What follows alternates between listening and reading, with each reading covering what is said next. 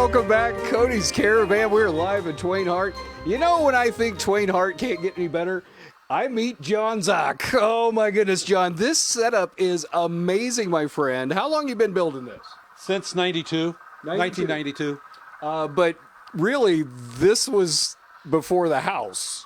Well, I had the plans, laid out, kind of knowing where I wanted to go and how to do it. And actually got started, like I said, probably in the middle or late 92. Uh-huh. And the first area that got done was right in that corner. Okay. And it's still there. Still there. Okay. So we've got two cameras, guys. We've got one, a close-up camera, so you guys can see it in its full glory and scale down here. So this is the beginning. The Sierra Railroad, their yard. The SP goes through. This track coming out this way is from Riverbank, the Santa Fe. And that's where those two major railroads would come into this area, drop off cars, and the Sierra would take cars back to them to be shipped out all over the United States. Okay. Now, this bridge right here that I'm showing on my second camera does not exist anymore. Non-existent anymore. Except for fish.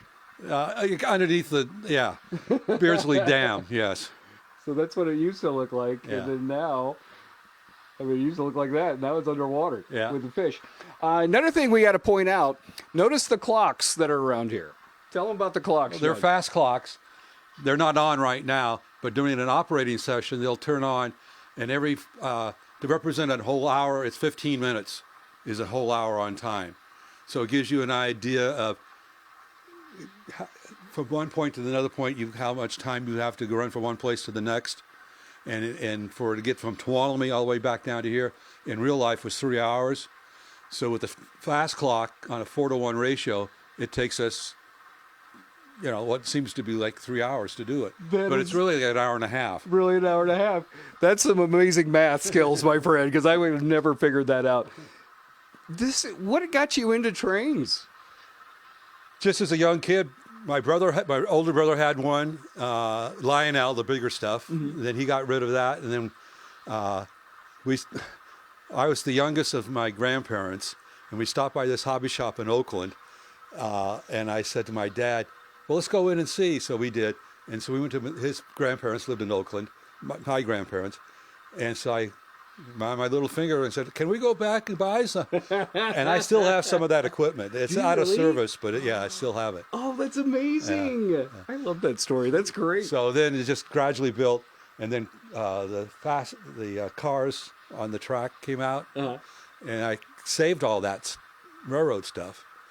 And then when Lynn and I got married, not the very first year, but it's shortly after that, at Christmas time, he says, well, I can put my train around the Christmas tree.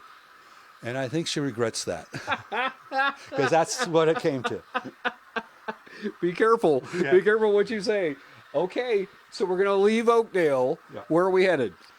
We're going to go up the hill. Up the hill. We're going to go through Paul Sale, Warnerville, Cooperstown, as far as we can go today, or all the way up to Jamestown. All right. We're heading up the hill. Stick around, guys. Back to you in the studio.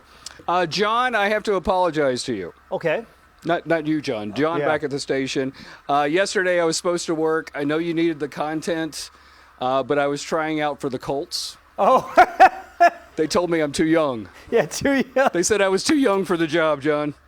For folks at home that don't know, 44-year-old Phillip Rivers signed with the Colts today. I did see that. He hasn't played football in 5 years. By the way, if you're Riley Leonard, their backup quarterback, how offended are you? You're like, jeez. Like, dang. Yeah, Really? no kidding. That's not the Colts. That was good stuff. Thank you, Cody. Okay, so a man in Twain Harte is taking his passion for trains to help teach others about the Sierra Railroad. Yes, indeed. Cody's Caravan is live this morning checking out some cool model trains. Hey, Cody. Isn't this amazing? Sean and I cannot get over this. Okay, we're going west to Stockton. We're coming down the track down here. But the train is about to leave. We haven't left the station yet, right, John? Correct. Real quick, as we look at some of these places, they have names on them, and they're all your friends. Most of them, yes, unless it was a historically correct name. I'm trying to get them to name something after me. You know how this goes. Okay, so the train is leaving. Where is it going right now? It's leaving Oakdale and first go through Paul Sale. Actually, it's going to go by Atlas, where they did all the rock for all the dams. Oh, yeah. Yeah. and then it goes past that up to Paul Cell and eventually to Warnerville and all the way up the hill to Jamestown. This is so much fun. Now, part of the fun is that you're also researching and learning the history of all these different places. Right. Yes. And always learning new stuff. There's other people who are doing the same thing, and we kind of share information back and forth. So it's always interesting to find out what you can new information. And sometimes you mean, oh, I got to change stuff now. Change the building or change this. Not too often, but it happens. Let's talk about the paintings. Okay. So the fellow that did the paintings had never painted stuff Never before. painted before, and he said I would do it all. I won't charge you. You have to pay me for the material. And he did that over a couple of summers. He was living here, and then his mom was down at Big Bear, and he was digging most of them. And there's only one or two places that we had asked him to do it again because it was the first ones. He got better. And so that's where they came from. And it really brings out a lot. A lot of the people now are using photos of the background. Oh, yeah. Which is really nice. But to me, this keeps you focused on the trains. That's true. Not on the background so much. So, Okay, let's catch up with the train. Okay. Let's see where she went. So she's down here now. So there's the caboose, just went by my other camera. Right. So it's turning the corner, so it's going to go to Paul Cell next? Yeah, that's the next little town.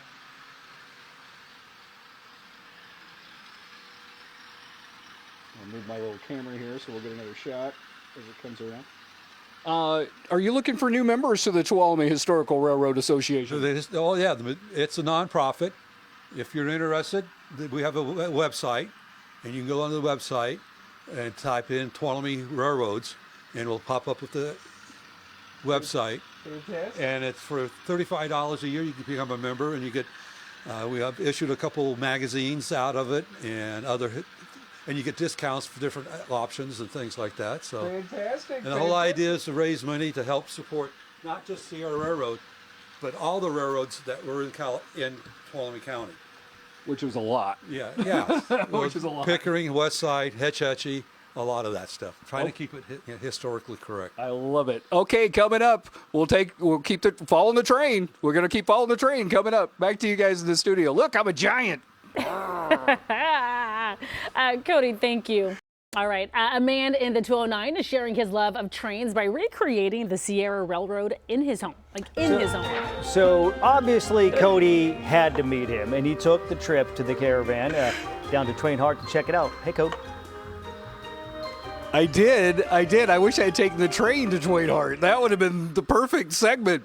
Okay, so we're in Sonora right now, but we're going to take the steam train west. Eastbound.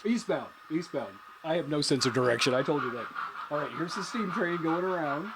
Now, this train right here was only in this area for how many years? From 1952 to 1955. Oh, wow. Yeah. And they did that because before that, they had to take two locomotives up and over a hill. With that one, it was just a one engine. So it was a way to be more proficient in money-wise. Oh, so the engine wasn't powerful enough by itself. They had to have two. Yeah, and then when they got that one, it was a bigger locomotive, so they didn't need the helper. So before that, they would have like the 28 and the 34, two locomotives to get the cut of cars up over what they call Chinese Hill. Oh, yeah. Which is the one uphill going down. It was the one grade uphill and over. Let's walk around. Let's chase the train. We're chasing the train right now. There's the caboose. I've set up a second camera as it goes over the bridge. Yeah. This is going to be spectacular. I'm so excited about this. John, how did you get into trains?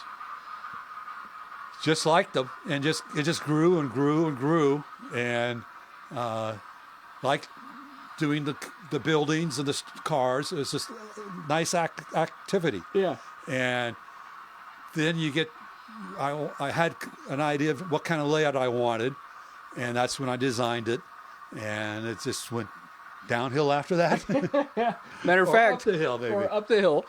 Matter of fact, this part of this down here was supposed to be your daughter's room. Well, back where the staircase is. No, this was all mine. This was all yours. Yeah. But they were supposed to be there. Yes, and that wasn't there either.